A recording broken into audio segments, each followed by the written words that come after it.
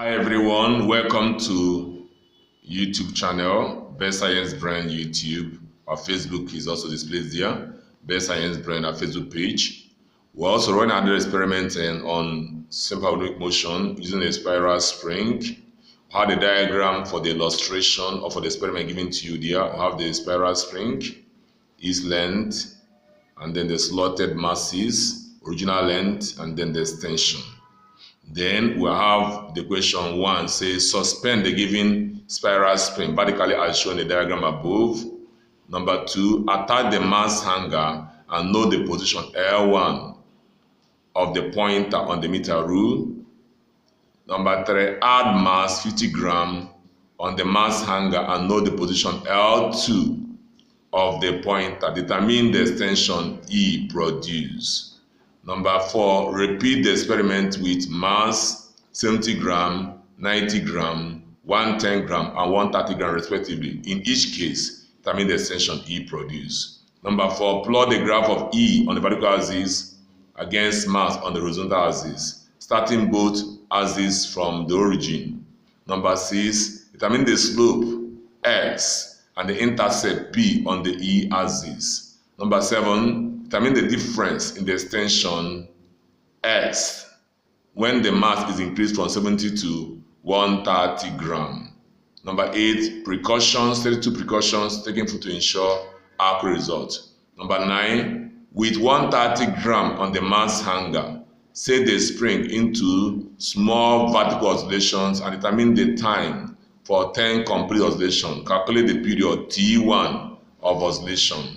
Number 10, repeat the experiment for load of 70 gram and determine the corresponding period T2. Then evaluate this expression K equal to 9.5S all over T1 squared minus T2 squared. Then the other question following it. So in this experiment, it's all about Hooke's law. We're going to hang the mass of 50 gram here. Before we hang the mass of 50 gram, we have to first of all find the pointer reading L1 of the spring when there's no mass, when there's only mass hang on it. Then after that, we'll now hang the mass of 50 gram here, and then find the pointer reading when the mass of 50 gram is hanging on the spring, on the mass hanger. Then we'll find the extension using L2 minus L1. Repeat the procedure using masses of 70 gram, 90 gram, 110 gram, and 130 gram. If you look at this experiment, there's no oscillation for any of these masses. We're just looking for the extension. So when the mass hanger is hanging, we get the pointer reading with the mass hanger on the spiral spring. Then after that, we'll now start hanging the respective masses 50, 70, 90, 110, 130, and get the new pointer reading, which we now call L2. To get the extension for each case, we now have L2 minus L1. L1 is the pointer reading when only the mass hanger is hanging on the spiral spring. So we'll go over to the experiment. So we have the spiral spring here, the mass hanger of 50 gram hanging on it. Then we can now get the pointer reading. The pointer is around 64, get it in view, 64.60. So that becomes our L1. Record it. So we have the reading, our report sheet here. The mass of the hanger is 50.00 gram, and then the reading of the pointer when the mass hanger is 64.00 centimeter. So we'll go to the experiment now. This is 50. We're going to hang a mass of 50 gram. We'll slot in a mass of 50 gram on this. We now have our new length, L2, is at 68, as you can see, 68 cm. So we now record our L2 at 68.00. To get our L extension, that's going to be L2 minus L1, that is 68 minus, that give us 4.00. Everything to 4 SF. I'll be consistent in that reading. Then we move back to the experiment. And then we're now going for mass of 70 gram. This is extra 20. This is 50 already. We now add this. Extra 20. The pointer goes down. We now have about 69 centimeter on there, 69. So we'll come back and report. for 70 gram has 69.00. The extension now becomes 69 minus 64, that gives us 5.00. We go back, we go to this 90 gram mass. Already we have 70 here. We add extra 20 again. That gives us 90 gram. The pointer goes down to around 71 cm. No, to around 70 cm. So 70 there. If we position this thing very well, around 70 cm. So having done that, we record 70.00. The extension becomes 70 minus 64. That gives us 6.00. Then we'll go for the mass of 110. We'll add, this is already 50 and 40, 90. We'll add extra 20 gram. That gives us 110. You see, the pointer goes lower to around 71 cm. So the new length is 71.00. Then we have to subtract the difference. 71 minus 64 will give us 7.00. So having done that, we now go for the 130 gram mass. Add under extra 20. We slot in under 20 gram. That's 130. The pointer goes lower, much lower. We have around 73 cm. So 73.00. That give me the difference will not be 73 minus that give me 9.00. So this is a report from the experiment we just performed here. Very simple, trying to illustrate Hooke's law, extension and mass or load. So go over to the next thing. So looking at number 9 question, it says, with the 130 gram on the mass hanger, set the spring into small vertical oscillations and determine the time for 10 complete oscillations. Calculate the period T1 of oscillation. Okay, we go to the experiment. Already we are having 50 gram mass hanging. This is a 50 gram mass. So we need extra 80 gram to make it 130. So slot in this mass, this is 20.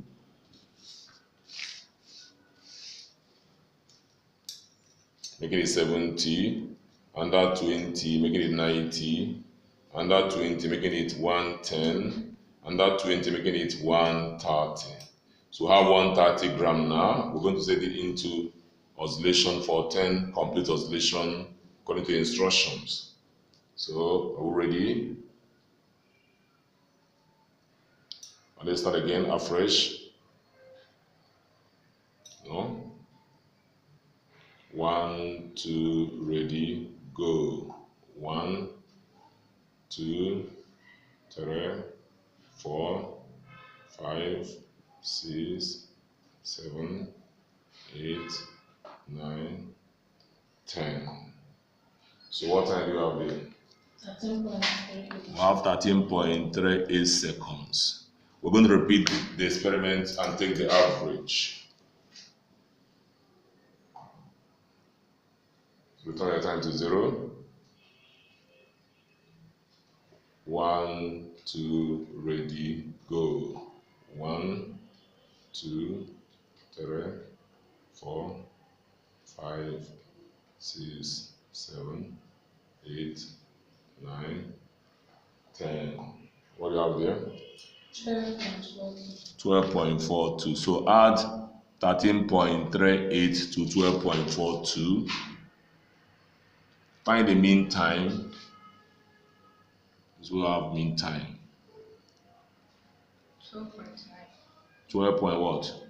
90. Then find the period. Divide 12.9 by 10. That gives us 1.29. Okay. All right. Then find the period square. Square 1.29. 1.664. Okay. So we're going to repeat the experiment again, but we're asked to do it for the question for 130 gram mass and also for 70 gram mass. So we'll go with 70 gram mass. The 70 gram is on experiment 2.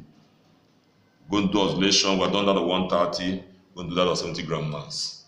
So we'll go to the spring, return your time to 0, remove some masses. We now have 70 because this is 50 plus 20, 70. So we're going to do our oscillation, 10 oscillations, couple oscillations. 1, 2, ready, go. 1, 2, 3, 4, 5, 6, 7, 8, 9, 10. So what do you have there?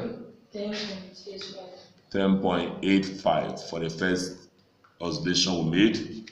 We're going to repeat it to prevent random error. Return your time to 0. 1, 2, ready, go. 1, 2, 3, 4, 5, 6, 7, 8, 9, 10.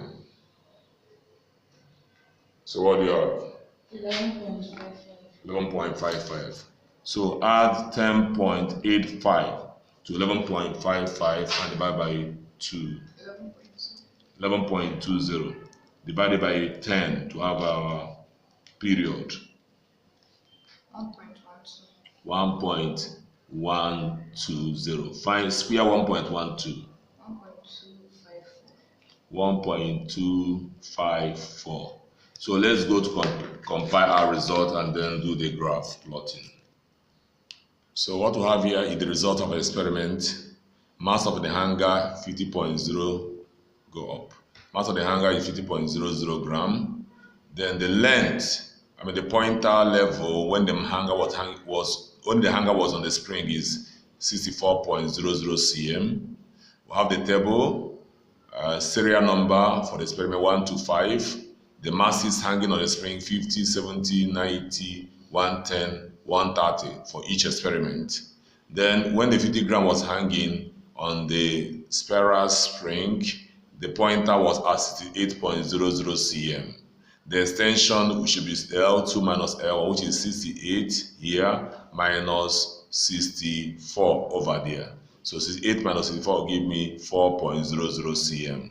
Then when the mass of 70 gram was hanging on the spring, the pointer was at 69.00. The extension now becomes 69, that's L2 minus L1, 69 minus 64, that gives us 5.00 cm. When the mass of 90 gram was hanging on the spring, the pointer was at 70.00. Extension becomes 70 minus 64, that gives us 6.00. When the mass was on 1110, the mass hanging is 1110, 110.0 gram. Then the pointer was at 71.00. Then our extension becomes 71 minus 64. That is L2 minus L1. L1 is constant at 64. So 71 minus 64, that gives us 7.00 extension. Then when the mass of 130 gram was hanging on the spring, the pointer was at 73.00. Extension becomes 73 minus 64, which gives us 9.00 as extension. Having obtained this, we are also told to put the 130 gram on the spring and oscillate it for 10 vertical oscillations, complete oscillations. So when we hung the 130 gram and then subject it to 10 vertical oscillations, we got the time of 13.38 seconds. That is our first time. Repeated it. We got our second time as 12.42. We have to find, to minimize error, otherwise we do 2 times. We have to find the average time, that the mean time, T1 plus T2 over 2, that gives you 12.90 at the mean time. Our period will now become, period is the average time over 10, oscillator, that is 12.90 over 10, that gives us 1.290. Then period squared will give us 1.290 squared, giving us 1.664. Then we repeated again. They say we should hang the 70 gram mass on the same spiral spring and subject it to 10 vertical oscillation. So when we hung the 70 gram mass on the spiral spring and subject it to 10 vertical oscillations, we obtain 10.85 seconds as our first time. The second time we did it, we got 11.55 seconds. Then the mean time is 10.85 plus 11.55. We add the 2 and divide by 2. The average time we have 11.20. The period, capital T, again by the time over number of oscillation, which is time is now 11.20. Number of oscillation is 10. Divide 11.20 by 10, we have 1.120. Then we have period squared, which is 1.210 square, giving us 1.254. Mind you that from the question, the period for the 130 gram stand for T1. The period, that is capital T1, we're going to see it very soon. The period for the 70 gram mass stand for, that is 1.12, stand for T2. So we have our raw data here, organized on the screen. We are plotting extension, that is column, extension against mass. So let's go to the graph and see how it goes. So in the graph, the vertical axis is the extension in cm. The horizontal axis is our mass in gram. And then from the screen, extension ranges from 4 to 9 gram. So if you look at the scale we chose, move from 2 here, and then here is a 9. Or what is it? That place is 8, 6, 8. Oh, there's a mistake. This place should be what? 10, not 9. This should be 10. Okay, now we look at the graph. We have to know what each line stands for. Each line, this is 2 buses, and each bus is 2 cm. So 2 buses is 4 cm. So for the vertical axis, we have 4 cm to represent 2 units. 4 cm represent 2 units. That are 2, 4, 6, 8. And then what does one line stand for on the vertical axis? To find out what one line stands for, before we start reading, we divide this 2 by the number of lines. That is 2 by 20. That's what we did here. On the E axis, one line is 2 over 20. One line, tiny line, that is 0.10 unit. Now let's go to the horizontal axis, which is the M axis. We use 20 grams for 2 cm. That is 20 grams for 1 bus. To know what one line stands for, we divide this 20 by 10 lines. We have 20 over 10. That will give us 2 units for one line on the M axis. So after plotting, we got this graph. So this one is way off, so we can ignore it. We got this graph, but there's an error we encounter which we change. So let's see whether we can correct the error. We say that for what? 130 gram, what is it? We have what? 9. So let's correct this reading. For 130 gram, 130 should be here. This is 122, 124, 126, 128. This is 130 at the middle. So 130, that's the line at the middle, gives us 9 grams. 9 grams is here. So here is 8. Here is, okay, it gives us 9 cm. 122, 124, 126, 128, 130. So this is where it's supposed to be. So we'll clean up. Even at that, it is still not in line. We'll take the best line. The best line is give us 4 points on a straight line, plotted. And then we are finding the slope. We have to take from any 2 coordinate points to draw a right angle triangle. So this angle 90, and this is an unknown angle, which is theta. So slope or gradient is this changing on vertical axis, which is change on delta E, over change in horizontal axis. To read of the E values, we move from here. D here is 7. We move from here. So this place is our E2. This place becomes our E1. So 7 here, and then E1 is 4. Then we also move to get our horizontal axis. This place becomes our M2, reading here, and this place becomes around our M1. So let's go back to the slope. Slope is change on vertical axis over change on M axis. E2 minus E1 over M2 minus E1. From the graph, E2 is 7. Go to the graph. E2 is 7. Right here between 6 and 8 is 7. While E1 from here is 4. That is 7 minus 4. Then M2 and M1. M2 here is 110. While M1 will move down. The intercept there is 50. Between 40 and 60. So we'll go back 110 minus 50. Solving this out, we'll have 7 minus 4, 3 cm, 150, 110 minus 850 give us 8. 110 minus 70 help us. There was an error here. 110 minus 7 minus 50, sorry. Is this 60? So correct it. Here should be 60. So divide 3 by 60. This is wrong. So this is 60. 3 over 60. 3 divided by 60.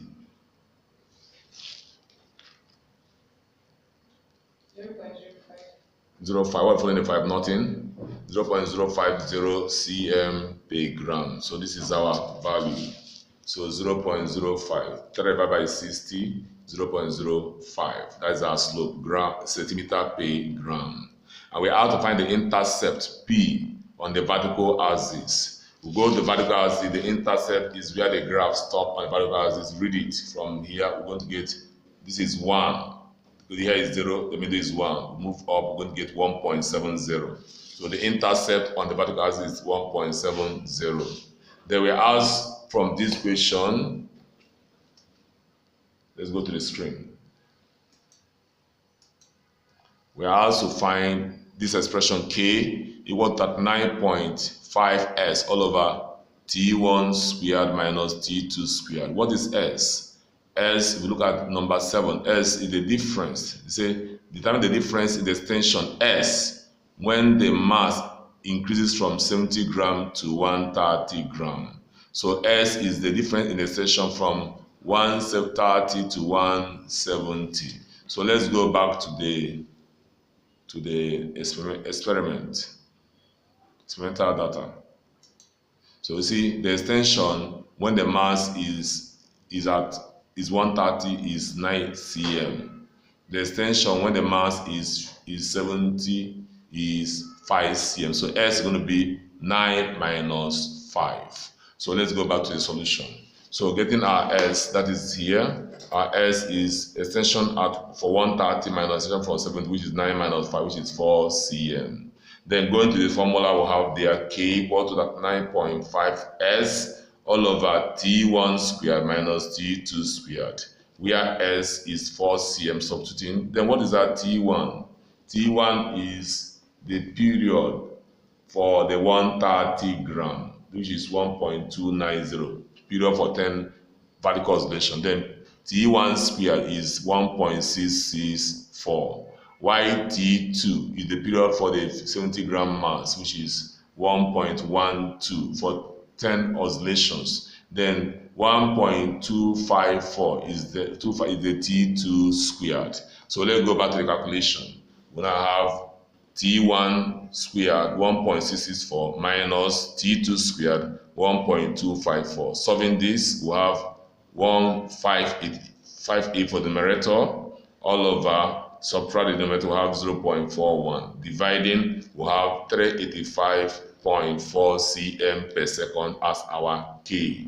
So we'll go back to the equation again on the screen and then finish the remaining equation. Number 12 says determine the, okay, we have done the for number 12. We ask number 8. Go to number 8. State 2 precautions taken to ensure accurate results. Precautions as usual. 1, I made sure that I avoided Pararas error by when taking readings on the meter rule, that by reading at eye level.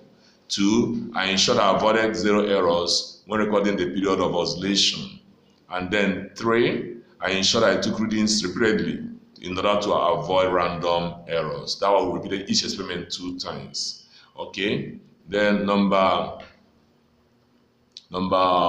12 say deduce the force constant of the spring from the graph. We're done that one. I'm going to go do that very soon.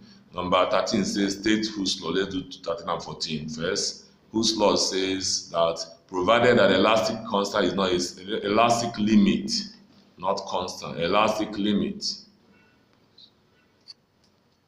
So the correction is done there. Provided the elastic limit is not exceeded, not constant. Elastic limit is not exceeded. The applied force is directly proportional to extension produced. That is Hooke's law. Then write the equation down, F equal to KE, where F is applied force, K is the elastic constant or stiffness, it is a spring, and then E is the extension. Going to number 15 or 14 that says a spring is compressed by 0.03 meter. Calculate the energy stored in the spring if the force constant is 300 Newton per meter. That's number 14. For number 14, the compression, which is opposite of extension, is 0. Let me change the number. Is number 14. So S is 0.03 meter. That is the compression, which is the reverse of extension. And then our K, the force constant or stiffness, is 300 Newton per meter. Then we are looking for the energy. Energy is stored by a spring, again by half Ks squared, which is also half E squared, where E is extension. But this time we're talking about the opposite, the extension, the compression. Then putting the values, half 300 times 0.03 squared, and solving this out, we have 0.135 joules of energy stored, potentially stored in the spring.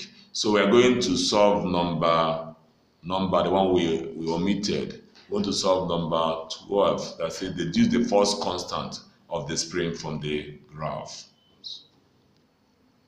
So we're going to try to solve number 12 to deduce the force constant of the spring from our graph. So we have to go to the slope. The slope was obtained by using change on E axis over change on M axis. So we're going to use this to deduce our force constant from the slope. Now let's go to our calculation. We now find the change on M axis, that's M2 minus M1, which our coordinates on the slope is 110 and 50. So 110 minus 50 gives us 60 grams. We'll convert this mass to force. Force is mass times, that is the weight on the spring, mass times acceleration due to gravity. Now the gravity G is 10, 60 times 10. That is mass times due to gravity. But we have to convert this mass to kilogram by dividing by 1,000 under. That's why you have 1,000. When you solve this, it becomes 0.6 Newton. That represents the weight on the spring, the average weight on the spring. Then we have to still find the extension. From our slope, our extension is E2 minus E1. That is 7 minus 4, 3 cm. Convert to SI unit, 3 over 100, giving us 0.03 cm. Then from Hooke's law, force is stiffness times extension. We're looking for the stiffness or the force constant. We're looking for the stiffness or the force constant. We'll make K the subject. So here should be K, and here should be E. So we now have force 0.6 over extension. That is the force we got here over extension 0.03. When we divide, we have 20 Newton per meter as our force constant for the spring that we use in the experiment. So you're still on Best Science Brain YouTube. Stay connected. We'll have one more experiment to demonstrate on this spiral spring for this forthcoming examination.